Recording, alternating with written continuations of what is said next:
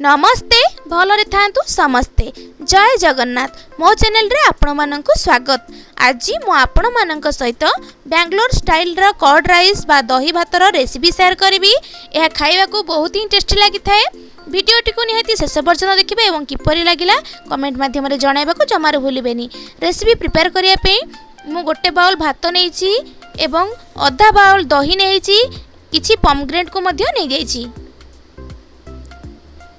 फुटण पाई half table spoon जीरा, half table spoon सोरिष, किछि काजू, किछि भुर्सुंगा पत्र एवं दुईटी कंचा लंका को नै जाइछि। एबे गैस को ऑन करी सेतिरे गोटे पैन बसई 2 टेबल स्पून रिफाइन ऑयल को गरम करि सारिबा परे रखितिबा जीरा सोरिष को देई फुटिबा को छाड़ दउछि। जीरा सोरिष फुटी सारिबा परे रखितिबा कंचा लंका रे जीरा लगेई मु सेतिरे देई किछि समय पर्यंत भाजी हेबा को छाड़ दउछि। लंका भाजी सारिबा परे रखितिबा काजू को देई किछि समय पर्यंत फ्राई करि नउछि। एबे सेथिरे रखितिबा भुर्सुंगा पत्र को मु देई दउछि एवं गैस रो फ्लेम को लो रखी 10 मिनिट पर्यंत भलो भाबरे फुटिबा को एवं काजू को फ्राई होया पई छाड़ नउछि। आपण बारंबार चलौथुवे, काजूटी जदि अतिरिक्त नाली हो जाए ता दही भात रे भलो टेस्ट आनिबो नाही। ए सब देखंतु मोर भलो भाबरे फ्राई हो जाइछि। एबे मु गैस रो फ्लेम को बंद करी ताहाकु तळ को ओल्हेई ठंडा हेबा को छाड़ दउछि। रखिथिबा दही को मु भलो भाबरे फेंटी नउछि। एको भलो भाबरे फेंटीबा द्वारा यार टेक्सचर टी क्रीमी क्रीमी आस्ते, जहा कि दही भात को अधिक ही टेस्टी करथाय। आपण फ्रेश दही नेबे।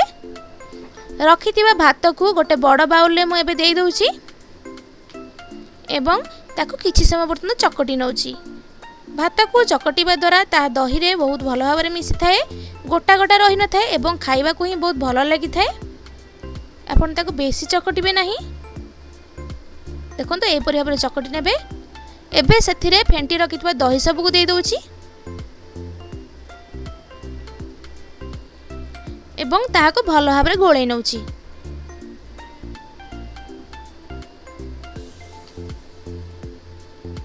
सेथिरे मु रखितिबा डालिंब बा पमग्रेनेट को दे दउछि एवं किछि किसमिस को मध्य देई भलो भाबरे गोळै नउछि।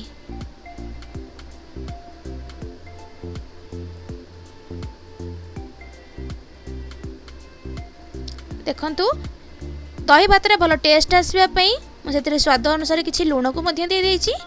फ्राई करी रखितिबा काजू एवं फुटण को सेथिरे मु देई दउछि एवं भलो भाबरे दही भात सहित मिसई नउछि।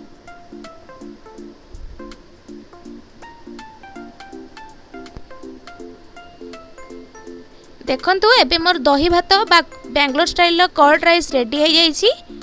मु गोटे बाउल को काढ़ी ताकू सर्व कर नेछि। जदि आपण मानकु मोर ए रेसिपीटी भलो लागि थाए तेबे वीडियो को लाइक करिवे, चैनल को सब्सक्राइब करिवे, साइड रे थिबा बेल बटन को दबाबे जहा द्वारा कि मु जे नुआ नुआ वीडियो पोस्ट करिवि तार नोटिफिकेशन आपण प्रथमे पाई परिबे। सांग मानक सहित शेयर करिवे।